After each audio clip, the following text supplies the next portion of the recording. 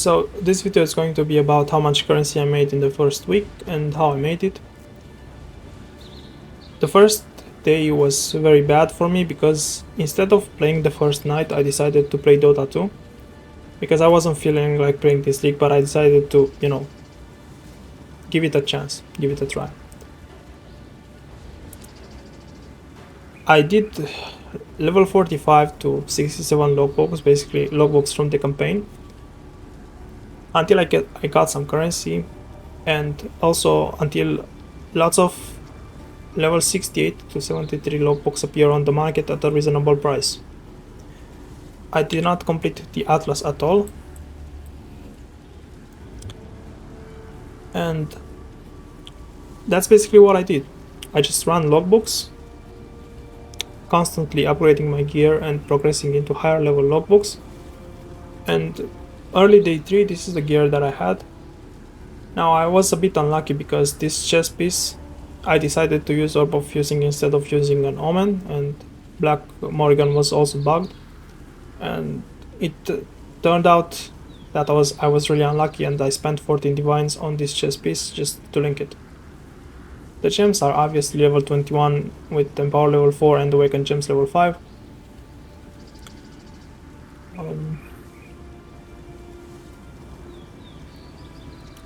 It's just very good gear that can allow me to do pretty much all content except tubers and without having to worry about dying.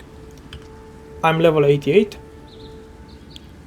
You can see that I don't have much gold, and basically I didn't even bother checking King's March. I don't know how this mechanic works. I made no currency with it. I just did logbooks, and then day 3 I started crafting Siege devices. I kept about 150-200 kills as a backup plan, and everything above that I just invested into crafting Siege devices. Right now I have 709 divines, but also I have a lot of belts. You can see here. If you go to the trade website, this is my account name, so you can search me if you want to spy on my account and see what I did. But you can basically see that I have belts listed from 30 chaos up to 12 divines, and I have close to 700 belts listed for sale.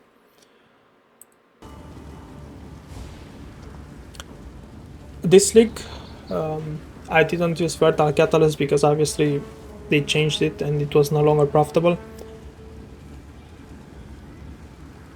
And also they changed the values of the life tiers. So what I decided to do, I decided to craft for most belts. Just use some Orb of Annulments, some Exalts, but usually craft Chaos Resistance with another Elemental Resistance, and then try to use Exalted Orb to hit a high tier of maximum life. Usually high tier of maximum life and high tier of maximum mana sell very well, and this is basically what I did for most of my belts. There are some exceptions, and also I did not try to create a really good belt. I tried to create a belt that sells. If I made a belt that it was worth like 30-40 kills, I would just list it for sale. I wouldn't bother trying to make a perfect belt, because perfect belt will happen in the process. And I didn't want to roll over belts that were like 40, 50, 70 kills, 100 kills. That's why I have so many belts. Also, there's another thing you can do this league. Because Wild Bristol Matron is so cheap this league, I decided to craft belts like this. So I would buy the bases, or I would just craft the bases myself. You basically want an empty or crafted prefix together with 3 really good suffixes, and then you just use Wild Bristol Matron, which was like 50 chaos, and craft suffixes can be changed. Orb of Scour, then go to the bench craft and craft this one right here, Evasion and Energy Shield, and then just slam for high tier of maximum life. Usually it takes about 10 Wild Bristol Matrons and 20 Exalted Orbs to hit tier 1 of maximum life, together with increased elemental damage with attacks, and a belt like this will sell for about 8 to 9 divines, but also keep into account you are going to make sometimes spells that look like this, and maybe this will not sell for 5 divs, but probably 4 divs. So you don't necessarily have to go for tier 1 exclusively. Like this one right here. Maybe somebody is going to pay like 5 to 7 divines for this. But usually this is the best base. I mean, the best... You need... Triple resistances is usually the best base you can buy. And that's pretty much it. These are my results. This is how I made them.